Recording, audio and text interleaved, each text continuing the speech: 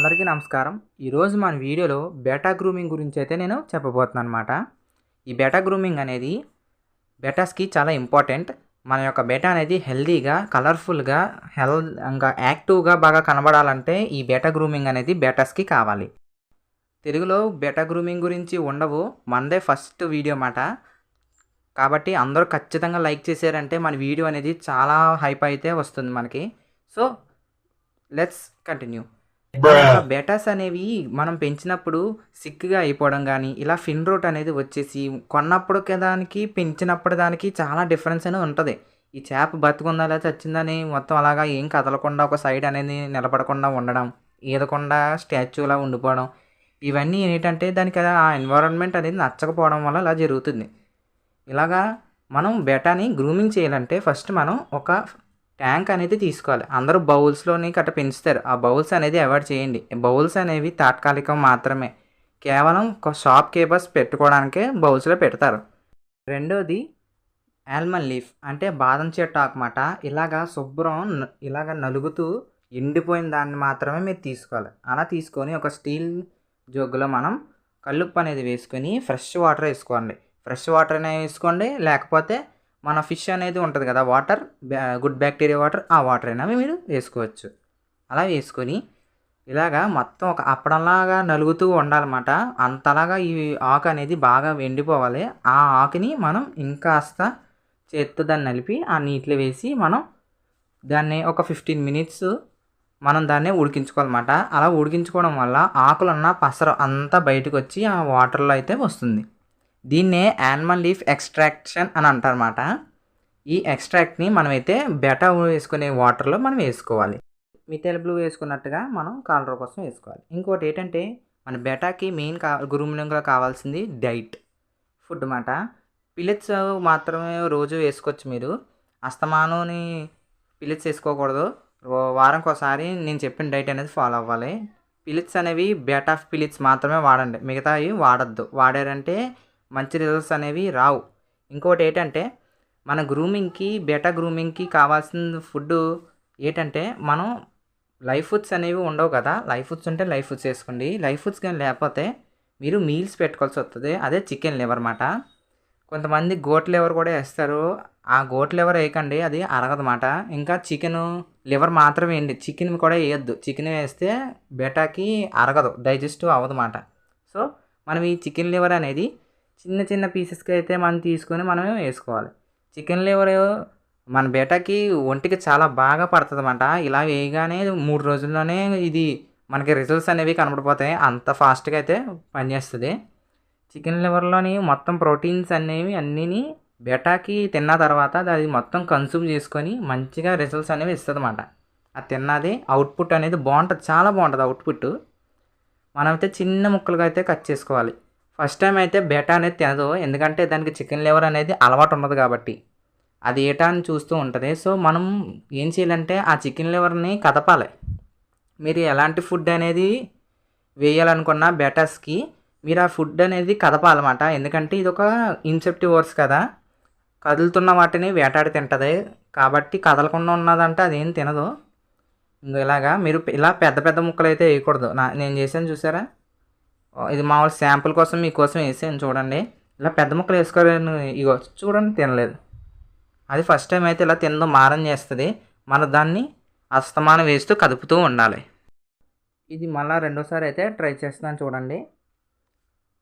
ఇప్పుడు ఇది నేను దీనికి చికెన్ లివర్ పెట్టడం అనేది ఫస్ట్ టైము. ఇప్పుడు చూడండి, ఇప్పుడు అది అలాగా పైనుంచి వేసేటప్పుడు కదులుతుంది కదా, అలా కదలడం, ఆ కదలడం చూసి అది పట్టుకొని తింటుంది అన్నమాట. అదిగోండి పట్టుకొని చూసారా, అదిగోండి అలాగా మెల్లమెల్లగా తింటుంది.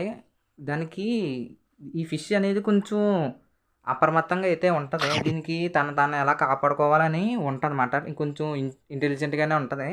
వేసిన ఫుడ్ అంటే అంత స్పీడ్గా అయితే తిందో, ఏమైనా ఉండడం కానీ కొంచెం జాగ్రత్తగా ఉంటుంది అన్నమాట ఫుడ్ పట్ల. ఇదిగోండి తినేసింది.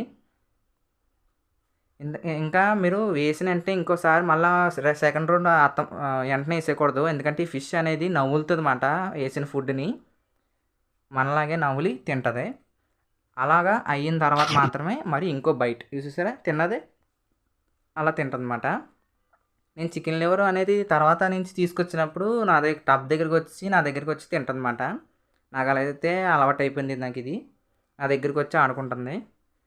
ఇలాగా మనం చికెన్ లివర్ కూడా ఫీడ్ చేసుకోవచ్చు గ్రూమింగ్ ప్రాసెస్‌లో. ఇదిగోండి చూడొచ్చు. ఇది చూడండి నా దగ్గర ఎలా యాక్టివ్ అయింది ఇప్పుడు. ఇంతకు ముందు ఫింగర్ పెట్టినప్పుడు అంతలా ఫ్లేర్ చేసి అగ్రెసివ్ అయ్యేది కాదు. ఇంకోటి చికెన్ లివర్ కానీ లేకపోతే ఇంకోటి మీరు ఎర్త్‌వర్మ్స్ అయితే ఫీడ్ చేసుకోవచ్చు. ఎర్త్‌వర్మ్స్ ఫీడ్ చేసుకునే ముందు ఏం చేస్తారంటే 24 గంటలు ఇలా వాటర్‌లో వేసి ఉంచేసారనుకోండి, ఇగో చుట్టూరు కనబడుతుందా మట్టి, ఆ మట్టి అనేది బయటకు వచ్చేస్తుంది. ఎర్త్‌వర్మ్స్ కడుపులోని దాని ఒంటి మీద ఉన్న మట్టి మాట. అది బెటర్స్కి ఏ ఫిష్కి మంచిది కాదు.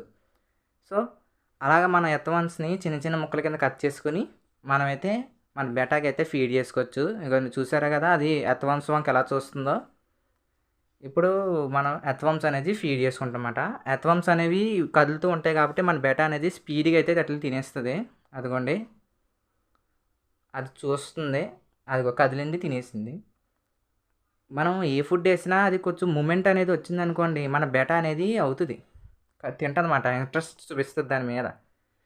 ఇదిగో చూసారు కదా, మా బెటా అనేది ముందు వచ్చిన చికెన్ లివర్ ఫీడ్ చేసిన తర్వాత వీడియో మాట. ఇది ఎంత కలరేషన్ అది వచ్చి ఫిన్స్ చూడండి ఎంత బాగా వచ్చినాయో.